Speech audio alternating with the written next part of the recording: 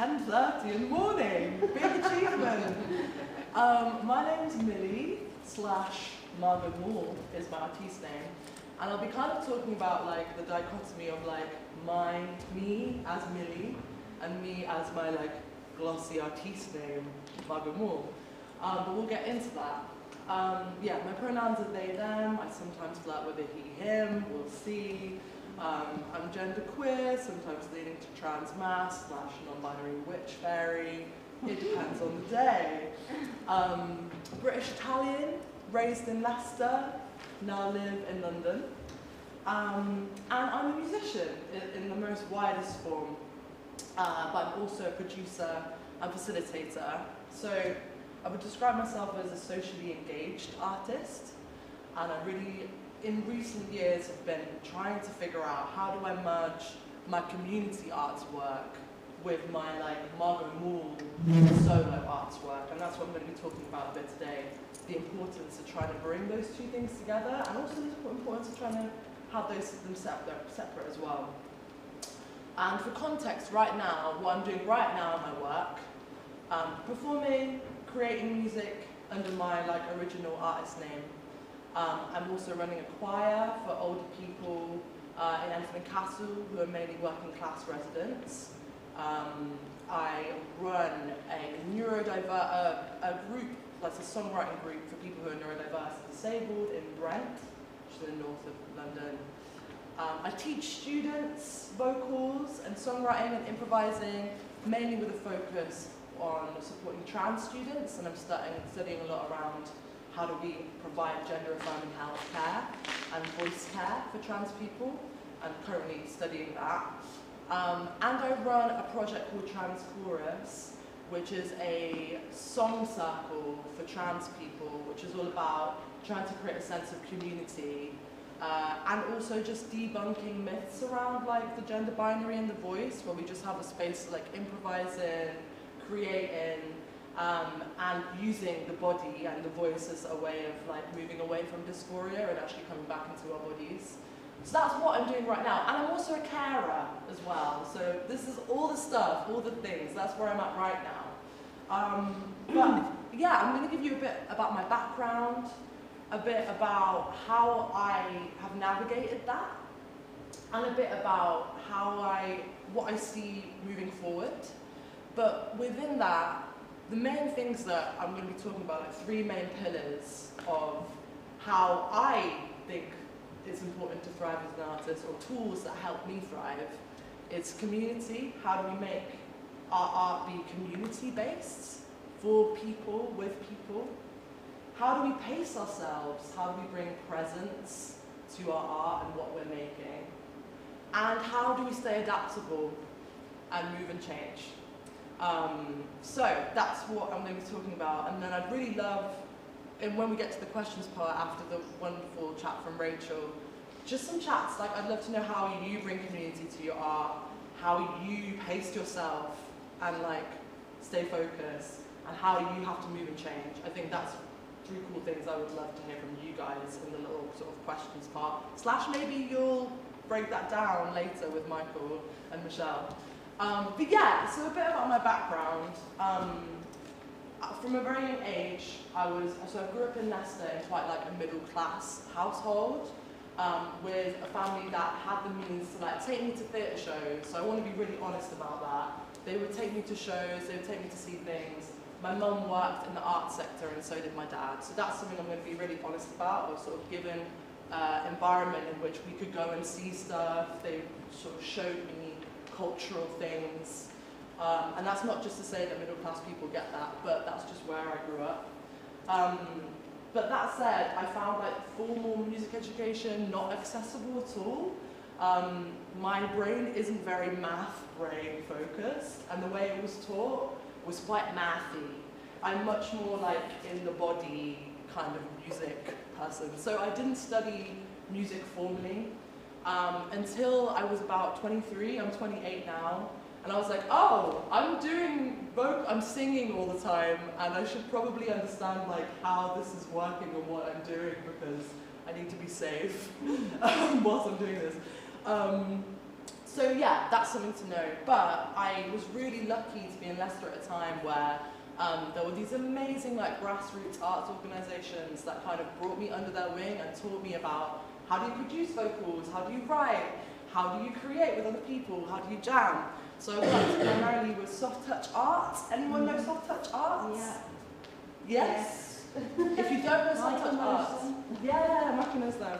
If you don't know soft touch arts, they're an incredible multidisciplinary arts organisation in Leicester that are working with young people and young adults as well. They're incredible. But yeah, they really brought me under their wing, and I was really lucky to like basically see how community arts works on a grassroots level and how to create stuff with people. And from a young age, I was like, I don't like these institutions. I'm going to make my own space. So I would like put on my own gigs and make stuff happen. I don't know if that's kind of coming from a queer experience of like growing up, not really seeing any trans people, any trans musicians. Seeing loads now, which is so sick. I'm so happy for younger generations of trans people. But I was like, I'm going to forge my own space, and that's kind of what I've continued to do. And then I moved to London to study community theatre. But I actually just made music, and I kind of met my cousin there in 2015. And then I launched my artiste music self, which was originally Margo in 2017. And now it's transformed to Margomool. So this is the old logo to the new logo. I think it's got a little bit more professional. We're on a PNG. We can go on any kind of surface of digital. But yeah, I think this is an example of like how my actual artist name has changed, because there were loads of Margos, okay? I couldn't put any of my music out. We went to a venue once to play a gig, and there was a Margo that played there the week before, and loads of people went to the other gig thinking that it was us, and then a load of people from their gig came to ours. So I was like, this needs to stop. So we changed it to Margomool, but I just wanted to show that progression. But then it wasn't, so I was making stuff, I was jamming, I was meeting people, mainly in kind of like the jazz-ish, kind of London jazz-ish, soul, funky, rocky stuff. It's kind of, I do a load of stuff. But then only in 2020 did I actually release and start to sort of come out as my artist self. So I shared my first project, which was a video, an audio-visual project, a video and a single called Strip It.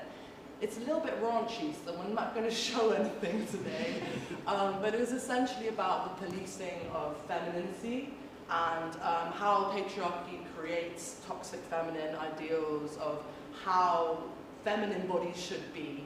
And it was basically a very elaborate way of me coming out as a non-binary person at the time.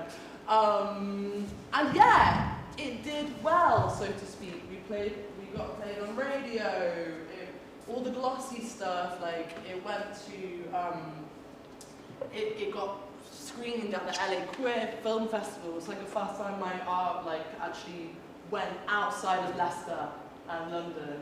So it kind of got more of like an international reach, and people were checking it out. So it was like my kind of ego, my artistic ego was being stroked, let's say, at the time. But it was also really important for me to like go beyond the digital. So we created a Strip It launch, which was a big day event, which also involved a photo exhibition that I produced with this amazing non-binary photographer called Theodora Nedlovu, where we photographed different gender non-conforming people outside in nature, trying to reclaim space for gender non-conforming people in nature. You don't often see us out there. But also trying to play with this idea that we are natural, like this under the unnatural, you know, body mod freaks, like we actually are humans that are natural beings that have existed since the dawn of time. Anyway, I digress. So we did this exhibition as part of a day event. In the exhibition we performed, so I don't know if you can see like in this photo here, like we played with lots of different like female and trans people performed, we jammed, and it was a really lovely way of like making the art be about community and bring together a really amazing, diverse mix of people. And that kind of set the precedent for what I was making, how I make my art, how I share my art. Then, in 2021, I released my first EP called Misconceptions, which was obviously about existentialism and being like, oh my God, we're just a speck in the universe. COVID is crazy. What's my body? What's going on? And I collaborated with basically we made lots of different visual stuff, but I collaborated with two very different artists on the project, which you can go check it out. I don't want to take up too much time on showing you all my stuff because I think it's more important to have some discussion. And the links aren't working. But yeah, so did that, and then from Misconceptions, did more community-based stuff. So we did sort of quite similar to kind of the UKNA mashup model. I don't know if some people were here for the mashup event. I know lots of people were, but mashup's a Lincoln-based artist collective that's trying to bring different artists together. But so as well as doing like all the glossy stuff of like articles, radio play, and sharing like cool videos, we also did like networking events, trying to bring together artists to think about how can we collaborate together, because a lot of the project was me collaborating with like an animator, like a live like visual DJ, like all sorts. So we're trying to bring a pool of creatives together to try and forge conversations. So that was really cool. We also did a live stream as well as a physical EP launch, because at that time a lot of people were shielding, a lot of people were becoming like seriously disabled from non-COVID. So we were like, how can we make this to be more accessible for people who can't come out of their homes? And that was like a massive challenge as well, of being like, live stream, whoa, a whole other thing. But really, really cool, another really cool way of building an online community that's also kind of interactive and a bit less like, dump your stuff, bye, internet. A little bit more like a conversation. Yeah, so that's like some examples of like how I've built community through my like actual artwork. I'm just gonna leave this up here for you to read as like kind of from 2022 till now. I don't know what next to say, should I move on? There was something in my head that I wanted to say, but it's gone. Yeah, and like, just giving some context, like because I graduated in 2018, so really from 2018, so through all of that, I was doing loads of different jobs, trying to find what community arts was, like arts jobs were working for me. Worked for a lot of really, can I swear? Shit organisations who weren't paying me well, like overworking in terms of trying to like do 1 billion workshops for like 100 children, really overwhelming, like zooming all across London, trying to make my art whilst also doing community work. So lots of plates, lots of juggling, and I've only really now got to a point where I'm like, this feels good. This feels like a good pace. But yeah, give you a bit of time just to kind of read that as I talk about this next stuff. So yeah, talking about pace. Yeah, it took me a long time to figure that out, and up until literally last year, 2022, I was doing everything. I was being a community artist, I was being an artist, I was being the artist manager, I was being the booking agent, I was being the tour manager, I was being the head of PR, I was doing all of it, and it was too much. And then I got COVID really bad, and it really affected my vocal. I couldn't really sing, and I had to go through a whole process of vocal recovery, but also kind of spiritual body recovery, because COVID just made me stop. I could literally do maybe one thing per day, and then I just needed to go and rest. And I've only got better. The May this year, really, is when I fully felt my energy levels come back. So I was still doing all this stuff. So I still did my first tour. I still released a single. I still, you know, was doing all my work to try and survive and live. But COVID really made me shine a light on like this productivity monster that lives inside of me. Does anyone else have a productivity monster that lives inside of them? Oh, they're ugly, they're scary. So the productivity monster, I've been really talking to it a lot recently. And I think this is something that all artists really need to look at and get a hold of, because there's this really difficult thing with being an independent artist and a new artist and emerging. You have to do a lot. You feel like you have to do a lot, actually, I should say, to be heard and to be seen. And especially when you are like, I want to just make my own shit and I want to live off that. I just want to make my art. Then you have to do a lot to make that happen and to be loud and to get your foot in the door, so to speak. But then this need to like make, it just, I feel like it just, one, is so tiring, makes us ill. But two, it kind of moves away focus from actually what we're doing right now, because we're always focusing on the next thing. So COVID, long COVID made me be like, okay, you need to just do one thing and do it well, and that's it, and move on to the next thing. So that's what I've been doing over this past year from like 2022 to 2023. I've done so much less gigging and just being a lot more paced with what I'm doing. I'm really focusing on my community projects because, one, they are the things that are giving me the most money right now. Last year it was gigs because I was on that sort of very like common track of when you release something, then you gig it, so people know about it. So that's what I was kind of in. But then this year it's been like, okay, have a little rest, have a little pause, just focus on your community art, community projects. And the fulfillment that I'm feeling now is so much more than in the past few years. I'm really seeing like the fruits of my labor with these community projects like ripen, and also the fruits of me just being with my solitary practice and being present with how my body's feeling, how my voice is feeling. Like my voice is feeling better than ever now since I've gone through vocal recovery and really looked at what were the issues that COVID was like bringing up. What was the issues in my body that I really needed to focus in order to get more energy and in order to be here and be present.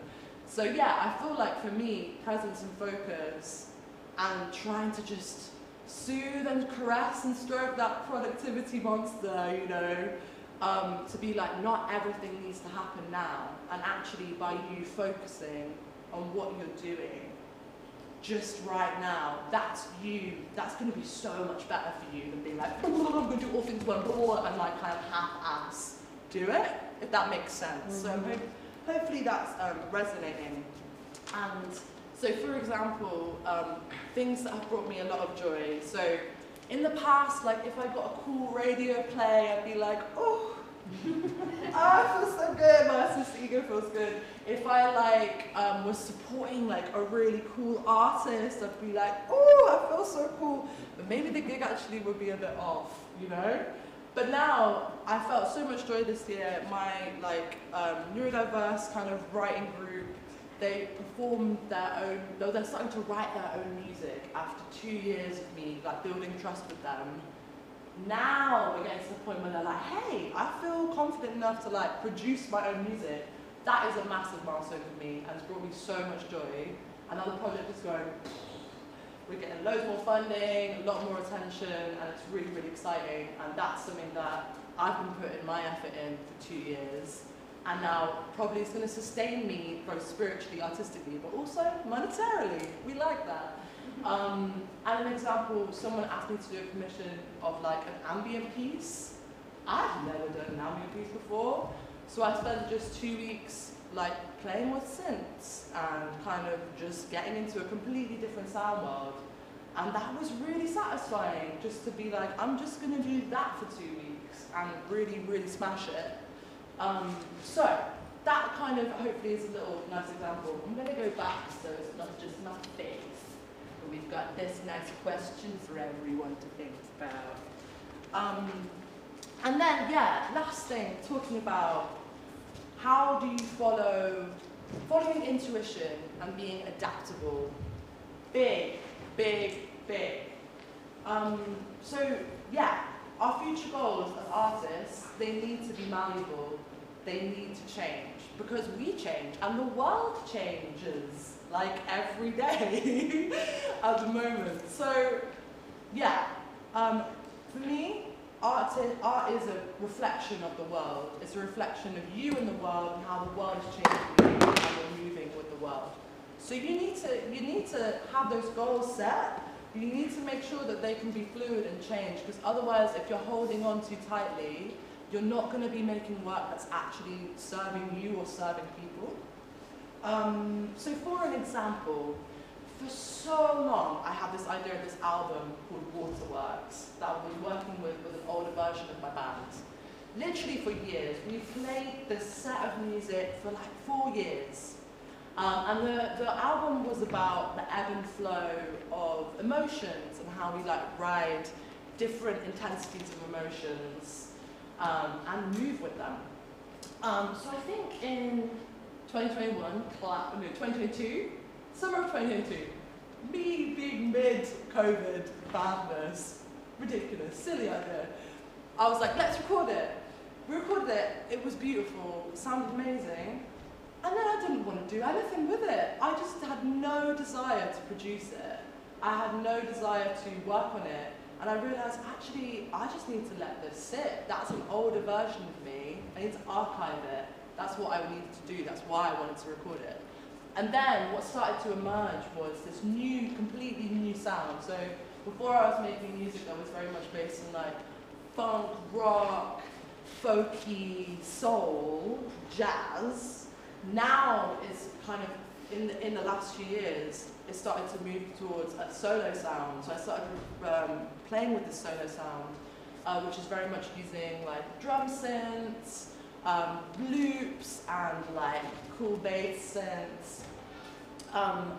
And yeah, I was just kind of cultivating this solitary kind of sound making, partly because of COVID, because I couldn't really make music with people. And this sound world was just felt so much more resonant to me, and what started to emerge was this new like body of work that was kind of a stepping stone from what I was making with Waterworks, but it was a little bit more like focused. It was a load of mantras and a series of very simple poetry over like beautiful like undulating rhythms and like stuff that gets us moving in our bodies, about the experience of queer people, specifically of my experience as like a gender non-conforming trans person, and how we have to go through times of like solitude, times of isolation in order to know who we are, in order to build like self-love.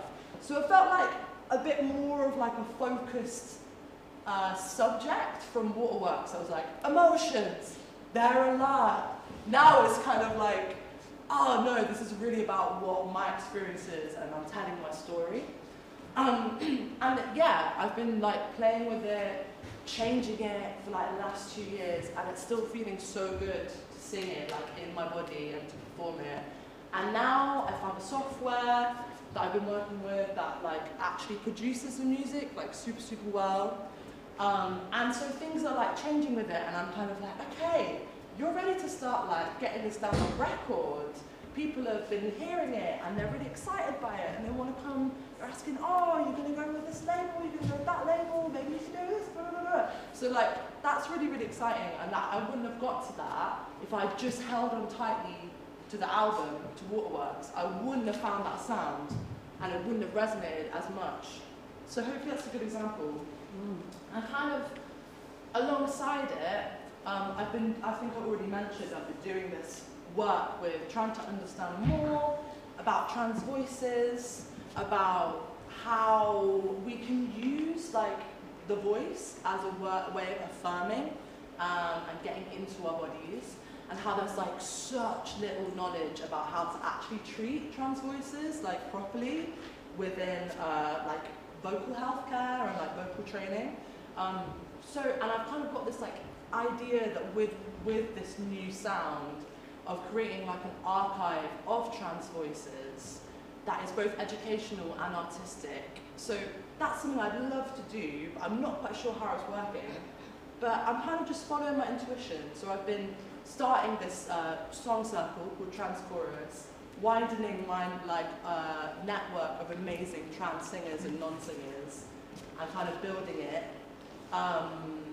And yeah, so that's kind of like all happening at the same time, but I'm not like pushing anything.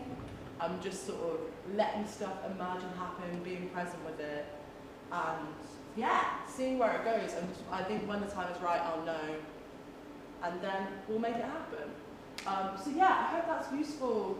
Adaptability, focus and presence, and community building. I think that's what we need to thrive as artists. So thank you for listening.